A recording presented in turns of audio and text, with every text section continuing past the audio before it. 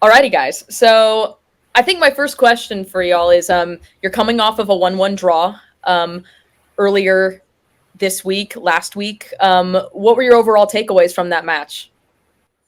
I feel like our team's defending really well. We're putting ourselves in a position every match to come away with points. A little unfortunate at the end. Probably should have done better with a bit of the game management, but overall, really pleased with how we've done so far.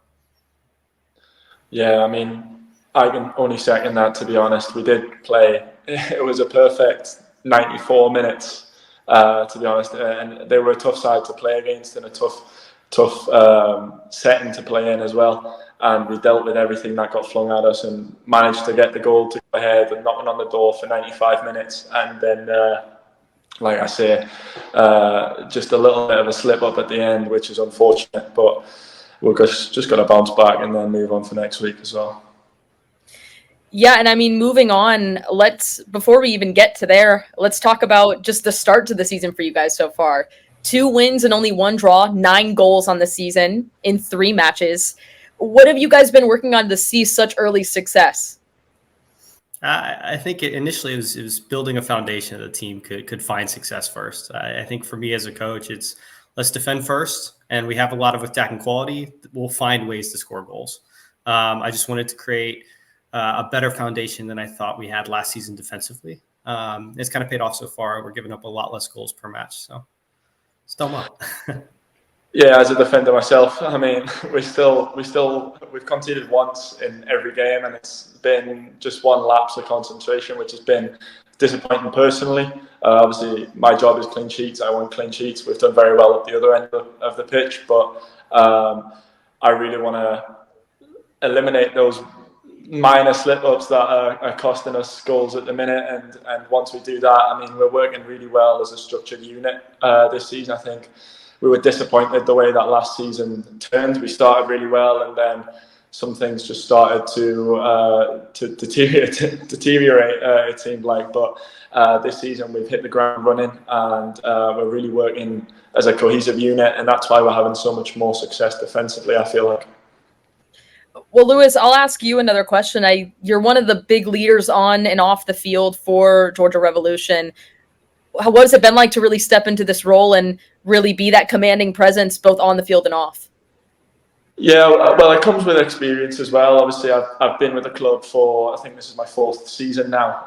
It doesn't feel that long, but yeah, I've been here for a while, and the guys make it really easy. Obviously, I've played for all my life, and I have that knowledge, and I will happily share it. Alec will let you know that. But the guys are awesome, and they take everything that I offer on board as well. And it's really nice to have a good, hard-working group, because it makes everything much easier to be a leader and set the example like that. So I love it. And Alec, I mean, looking at that and having someone like Lewis on the field to kind of be the eyes and ears, especially within the club, how has that helped you guys, especially when you guys are in a game and it's a little bit more difficult to try to relay certain things, especially when the game is going on?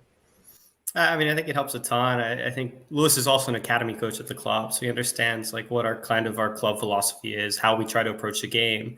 So it's pretty easy for like players like Lewis, and there's 4 or 5 of our academy coaches are on the team as well. They're able to step into it, and they know what the expectation is, because even when they're not training with their team, they're trying to apply those same principles to every team we have in our club. And it's made a massive difference, I think, this season, having so many players involved kind of all week versus just with the UPSL side. I mean, seeing how much I think Georgia Revolution has grown, it's so fascinating to watch, especially just from what you guys have been doing from an academy level to then coming in and growing more on that and building more then to the UPSL side. What has it been like to see such growth within this club and watching it really prosper? It's been a blast. I mean, I remember, I think it was 7 years back, I started the academy program. We had 1 team. Now there's 18 youth academy sides. And I mean, even at the games, it's all connected, right? So a lot of the coaches are players in the club. A lot of the players currently on the team have jumped up into the first team. And a lot of the fans that are at the games, it's a lot of our academy kids. So it's all like one cohesive club. And I think that's kind of what's separated us out from maybe some of the youth clubs or some of the adult teams is we're doing it all, and it's all interconnected. And there's definitely a culture around the club. It's very positive. I think even when you go out to like the youth pitch and stuff at training and stuff, I think it's a good time just to kind of be out with everybody.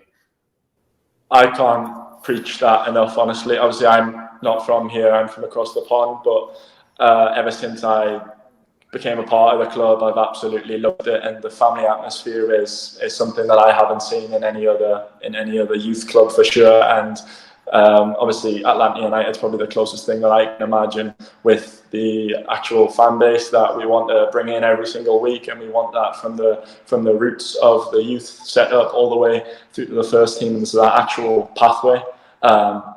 So I think the infrastructure and the way that the club's been run from the bottom up has really helped that growth, and I hope it continues, and I can only see it continuing as well.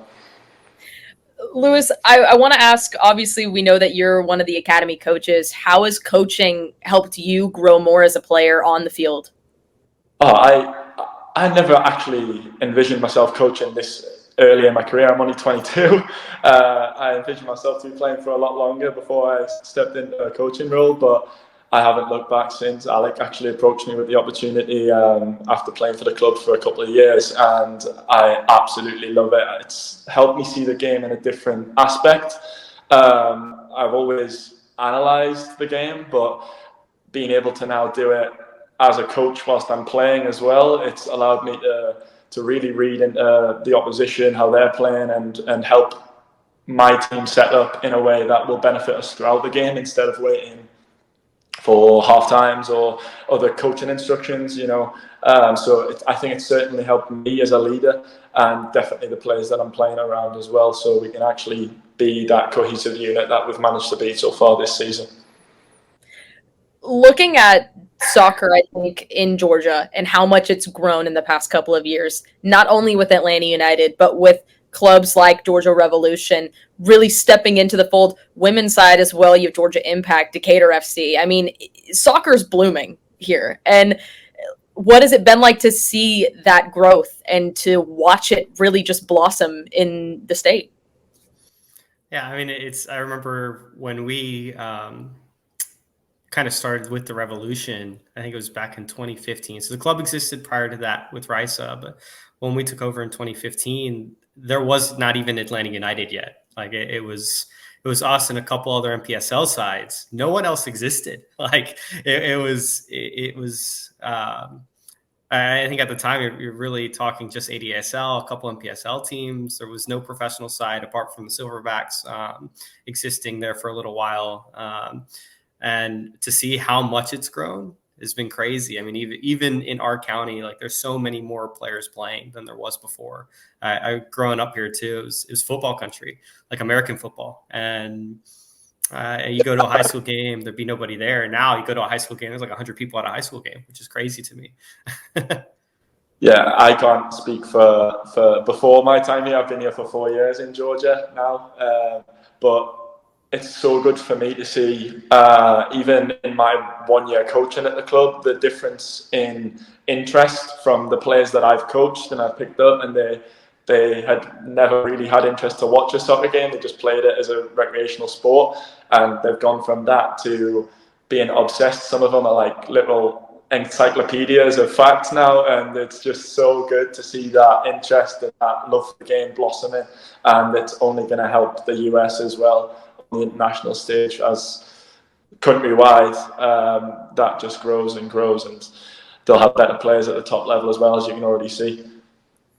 It's so interesting. Like, I feel like a lot of people who like get into soccer a little bit like earlier on or a little later on, they're a little spoiled because you have Atlanta United, you have this professional club here now, but beforehand it really wasn't as big as it is now. And so getting to see UPSL and a lot of these other like leagues in these divisions really blossom, it's been a ton of fun getting to just watch it all happen simultaneously. It seems like it's all happening all at once, and it's crazy.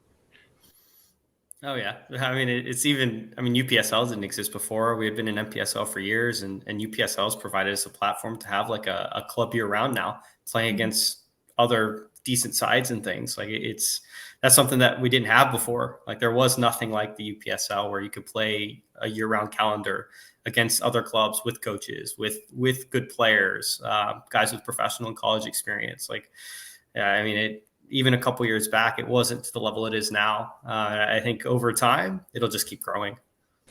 It's so interesting. It's so interesting looking at everything with Georgia Revolution and what you guys have done too. It's so fun. I always go on my Instagram or my Twitter and I'll see you guys are posting all this stuff, and I'm like, y'all are chilling. Y'all are having a great time, and y'all are doing really, really well. Which, speaking of which, let's go ahead and let's look at the next game y'all have going on. You guys will be hosting Soccer Saves Lives FC on September 21st, 2024. What is the build-up leading up to that game, especially after that draw that you guys had earlier? Yeah, so that one's actually been rescheduled. So it's going to be moved to November 30th. Yep. November 30th. So the next match, I think it'll be Albion at home now. So I believe it's the 28th. So we'll be hosting them on the 28th. So we have a bye week essentially this weekend. So it'll be nice to kind of get a few training sessions in before we host Albion at home. And they're a club within the county. It's definitely a lot of our kids play for each club. So like they have an academy program, we do as well. I think our fans, our players, everyone's going to be excited for that one. And I'm just kind of looking forward to getting back on the pitch as well with the team. Like I think give us a couple weeks and we'll definitely come out a strong side come that Saturday. So yeah, 100%. Obviously I know a little bit more about the connection between the two clubs being so close together and stuff. So it's certainly one that we marked on the calendar at the start of the year and thought I'm looking forward to that one. Those games are always fun to play in. So certainly looking forward to get out there. I wish we didn't have a week off, to be honest. I don't like having a weekend without playing. But it'll be good to get back to the drawing board and keep working on the things that we've been working on, and we'll only get better from here. So certainly looking forward to that on the 28th. How difficult is it you have this run of games, you are performing really well, you got the momentum on your side, to then have a bye week, like as soon as you guys get started, and now it's, okay, we take a week off, then we go back to the drawing board, you have the next game. How do you balance that, and how do you keep the momentum going, especially when you do have this week off? I think with the group of guys that we have, they're excited anytime we get to go play on the weekend. So I think we might have a bye weekend this weekend, but they'll just be even more ramped up for that next match, right? It just kind of builds the anticipation for the next one. And we do get a couple extra training sessions in, so we can iron out a few of the little details before we get into that one. But I think everyone's going to be almost extra excited for that because we'll have waited so long to play it. Yeah, I 100% agree. I'm chomping at the bit already, especially after a disappointing end to the last game. Like I say, I think we played very, very well. Probably, in soccer you try to put a 90-minute performance in, and we did exactly that. It was a good, gritty, hard-working win, what should have been, in my opinion, on the road. And in fact, we needed to put a 95-minute shift in.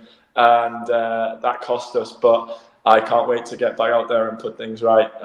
So yeah, I wish I would play tomorrow if I could. Well, awesome. Well, I appreciate both of you guys for taking the time, and looking forward to seeing what you guys do for the rest of the season. Of course. Thank you for having us. Yeah, 100%. Love it. Thank you.